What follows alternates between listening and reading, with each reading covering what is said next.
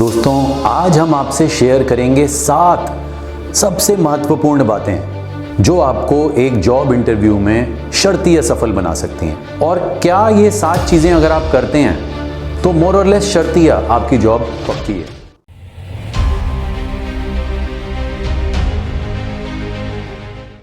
मैंने अपने पूरे करियर में 3 से 4 हज़ार इंटरव्यूज़ लिए होंगे और इनिशियल फेजेस में कई सारे इंटरव्यूज़ दिए भी हैं।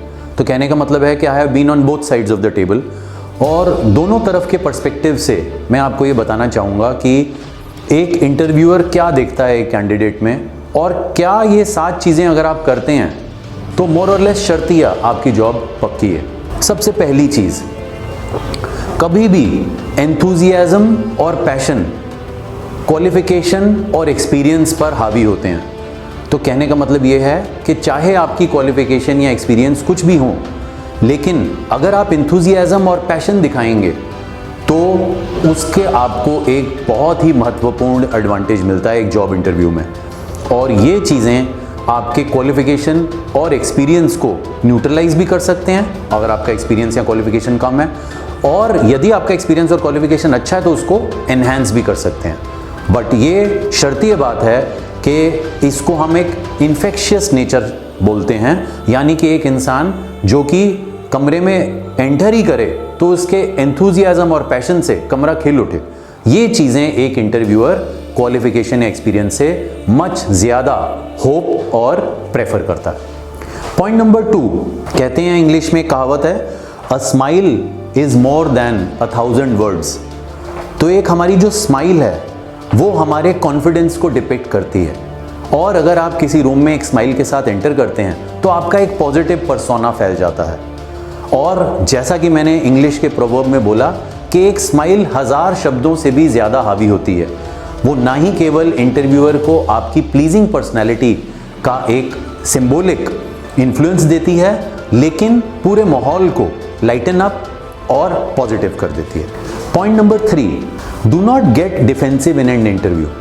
यहाँ हम कहना क्या चाह रहे हैं कि एक इंटरव्यू में आपसे एक ब्रॉड स्पेक्ट्रम में सवाल पूछे जाते हैं। उनमें से कुछों के आंसर आपको बहुत अच्छे आएंगे, कुछों के आंसर आपको नहीं आएंगे, और कुछों के आंसर आपको एवरेजली ओके आएंगे। तो अधिकतर क्या होता है, कुछ क्वेश्चंस पूछे ही इसीलिए जाते हैं ये देखने के लिए, कुछ टफ क्वेश्चंस पूछे जाते हैं, तो उसमें इंटरव्यूअर की अपेक्षा ये नहीं होती जानना कि आपको वो आंसर आता है कि नहीं। इंटरव्यूअर को कहीं ना कहीं पता है कि शायद आप इसका आंसर ना दे पाएं, लेकिन इंटरव्यूअर ये देखना चाह रहा है कि किसी टफ और चैलेंजिंग सिचुएशन में अगर आपको डाल दिया जाए तो आप कैसे रिएक्ट करेंगे। तो इसलिए किसी भी सिचुएशन में आपको डिफेंसिव नहीं होना है, क्योंकि आपको एक बात ध्यान में हमेशा रखते हुए ज़रूरी रखनी है, वो ये कि कोई भी इंटरव्यूअर ये एक्सपेक्ट नहीं करता है कि आपको हर पूछी हुई चीज़ का परफेक्ट जवाब आता हो। तो अगर आपको किसी चीज़ का जवाब नहीं भी आता है तो कोई प्रॉब्लम नहीं है, आपको डिफेंसिव नहीं होना है, आपको अपना आत्मविश्वास कॉन्फिडेंस मेंटेन रखना है, और आपको इस तरह का अपना एक प्रभाव या अपना इस तरह का पर्सोना दिखाना है जिसमें आप झिझकें ना इसको एक्सेप्ट करने से कि वो आंसर आपको नहीं आता, लेकिन आप उसको सीखने के लिए इच्छुक व जिज्ञासु दोनों ही हैं। So you might not know the answer to a particular question. It is absolutely okay to admit that you do not know about it, but it is also very important that you show an intent to learn the answer to that question. So that's more important. तो हमें defensive नहीं होना है, अपना आत्मविश्वास maintain रखना है, और कोई हानि नहीं है कोई सवाल का जवाब ना देने पाने पर, लेकिन ये दिखाना ज़रूरी है कि हम उसको अगली बार सीख के आएंगे। पॉइंट नंबर 4, हर एक इंसान में अपनी कुछ स्ट्रेंथ्स और वीकनेसेस होती हैं। कोई भी इंसान परफेक्ट नहीं होता है, और कोई भी इंसान ऐसा नहीं होता जिसमें सिर्फ स्ट्रेंथ्स हों। अगर आप कहीं इंटरव्यू देने जा रहे हैं तो बहुत सारे इंटरव्यूईज आपको ऐसे मिलेंगे जिनको देख के आपको लगेगा कि ये तो मेरे से बहुत स्मार्ट लग रहा है, ये तो इसकी पर्सनैलिटी तो मेरे से बेटर लग रही है, इसकी नॉलेज तो मेरे से बेटर लग रही है, लेकिन आपको इन बातों से अपने आप को अफेक्ट नहीं होने देना। इंटरव्यू में केवल आपने क्या करना है, जो क्वेश्चंस आपको अनकंफर्टेबल लगें या जो आपके वीकनेसेस को एक्सपोज करें, उन पे आपको शॉर्ट एंड स्वीट आंसर्स देने हैं, छोटे आंसर्स देने हैं, कम टाइम लगाना है, बजाय कि अपने आप को डिफेंड करना शुरू कर दें और अपने लिए एक गहरा गड्ढा खोदते रहें। जहाँ तक नहीं आता तो बोल भी सकते हैं कि मुझे इसका जवाब नहीं पता, लेकिन मैं अगली बार सीख के आऊँगा। लेकिन यदि आपसे कोई ऐसा सवाल पूछा जा रहा है जो आपकी स्ट्रेंथ और जिसका आंसर आपको अच्छा आता है, तो वहाँ पर उस डिस्कशन को एक्सपैंड करें, उसको इलैबोरेट करें, उसके बारे में जितना आप बताना चाहते हैं बताएं, उसके अलाइड चीज़ों के बारे में बताना शुरू करें, उसके एग्जाम्पल्स देना शुरू करें, उसके लाइव एग्जाम्पल्स या अपने एक्सपीरियंसेस उसके अराउंड बताना शुरू करें। तो उससे क्या होता है कि majority part of the interview है जो वो आपके स्ट्रेंथ्स के अराउंड बना रहता है और आपकी वीकनेसेस कहीं ना कहीं छुप जाती हैं। और पांचवा एस्पेक्ट, कहीं भी आप इंटरव्यू देने जा रहे हैं तो इंटरव्यू देने वाली जगह और इंटरव्यूअर को रिस्पेक्ट दें। ये एक काम करके कि कुछ रिसर्च आप उस जगह के बारे में, उस ऑर्गेनाइजेशन के बारे में और उस इंटरव्यूअर के बारे में, अगर आपको पता है कौन इंटरव्यू लेने वाला है, पहले से ही कुछ रिसर्च करके जाएं। आजकल सोशल मीडिया, वेब प्लेटफॉर्म्स पर इनफ इंफॉर्मेशन अवेलेबल होती है। हर कंपनी की अपनी एक वेबसाइट है और यदि आपको पता है कि कौन आपका इंटरव्यूअर होने वाला है तो आप लिंक्डइन पे जाके उनके प्रोफाइल को स्टडी कर सकते हैं। अगर आप उस ऑर्गेनाइजेशन और उस इंटरव्यूअर के बारे में थोड़ी सी जानकारी पहले से इकट्ठी कर लेंगे तो उसके दो फायदे हैं। पहला ये कि आपको इंटरव्यू अप्रोच करने में आसानी रहेगी, आपका एक रिसर्च वर्क हो चुका होगा और आप एक अननोन एंटिटी में नहीं जा रहे होंगे, आपको पता होगा, आपको एक फेमिलियराइजेशन हो चुकी होगी।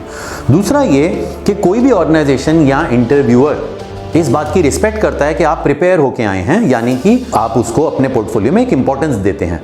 तो ऐसा कोई भी नहीं चाहता कि आप सुबह उठें और कोई भी इंटरव्यू देने पहुंच जाएं और आपको उसकी जगह के बारे में या उसके इंटरव्यूअर के बारे में कुछ आइडिया ही नहीं है। तो हर कंपनी चाहती है कि आप इतना रिस्पेक्ट दें और ये रिस्पेक्ट ये दर्शाती है कि आपके लिए वो ऑर्गेनाइजेशन इंपॉर्टेंट है और आप वहाँ पर ही काम करना चाहते हैं। पॉइंट नंबर 6, जो कि once again down the list है लेकिन बहुत इंपॉर्टेंट, ये है ग्रूमिंग के ऊपर। अब जनरली अगर हम ग्रूमिंग की बात करें तो ग्रूमिंग को हम पैरेलल या सिनोनिम मानते हैं इस बात से कि हम बहुत ही स्मार्ट या हमारी पर्सनैलिटी बहुत अच्छी लग रही है या हमने कोई बहुत महंगे कपड़े या जूते पहने हुए हैं या हम बहुत ही ब्रांडेड कपड़ों को पहन कर आए हैं। ग्रूमिंग का मतलब ये नहीं है।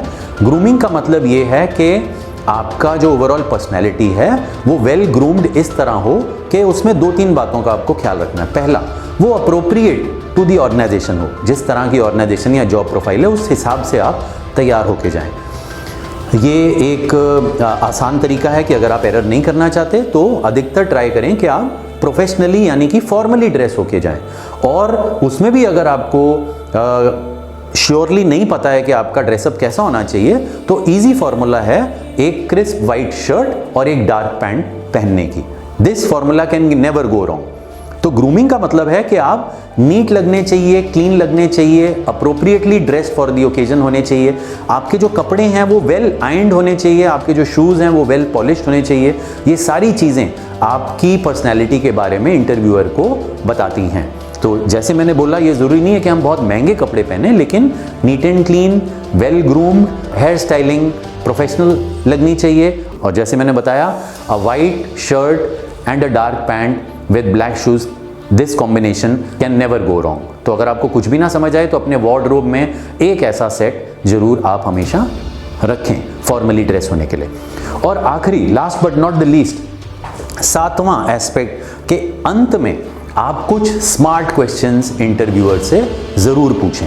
यहाँ आपको ऐसा सवाल नहीं पूछना है कि आप ओवर स्मार्ट लगें, बट ऐसा सवाल पूछना है जहाँ इंटरव्यूअर को लगे कि आप ना केवल बुद्धिमान हैं लेकिन आप एनग्रॉस्ड हैं उस प्रोफाइल या ऑर्गेनाइजेशन में। तो ये सवाल किस तरह के हो सकते हैं? ये ऐसे हो सकते हैं कि आप अपने जॉब प्रोफाइल के बारे में थोड़ा जानने की कोशिश करें। ये ऐसे हो सकते हैं कि आप अपने की रिजल्ट एरियाज के बारे में जानने की कोशिश करें। इससे इंटरव्यूअर को ये इंप्रेशन मिलता है कि आप उस जॉब में इंटरेस्टेड हैं और आके आप परफॉर्म करना चाहते हैं। और एक बहुत अच्छा सवाल ये भी हो सकता है कि आप इंटरव्यूअर से पूछ सकते हैं कि अगर आप अबव एक्सपेक्टेशंस परफॉर्म करते हैं तो आगे जाके आपका ग्रोथ चार्ट या जो ग्रोथ कर्व है वो कैसा रहेगा, या आने वाले टाइम में इस ऑर्गेनाइजेशन में आप कैसा करियर ग्रोथ देख सकते हैं। तो हमने आज ये 7 चीज़ें डिस्कस करी जो आपको एक इंटरव्यू में शर्तिया सफलता दिला सकती हैं। पहली, एक अच्छा positive attitude with passion and enthusiasm रखें। दूसरी, एक अच्छी स्माइल के साथ रूम को एंटर करें। तीसरी, कुछ ना आता हो तो एक्सेप्ट करें और लर्निंग की शो करें जिज्ञासा। चौथी, अपनी स्ट्रेंथ्स के अराउंड ज़्यादा कम्युनिकेशन करें। पांचवी, ऑर्गेनाइजेशन और इंटरव्यूअर के बारे में थोड़ा रिसर्च करके जाएं। छठी, अपनी ग्रूमिंग प्रोफेशनल, फॉर्मल और अच्छी रखें। और सातवीं, अंत में कुछ ऐसे सवाल पूछें जिससे इंटरव्यूअर को ये लगे कि आप उस जॉब में भी इंटरेस्टेड हैं और आप एक परफॉर्मर हैं और यहाँ एक लॉन्ग रन के लिए आए हैं। आशा करते हैं कि आज का ये वीडियो भी आपको हमारा पसंद आएगा। अगर पसंद आए तो इसको शेयर करें, कमेंट करें और चैनल को सब्सक्राइब करें। धन्यवाद।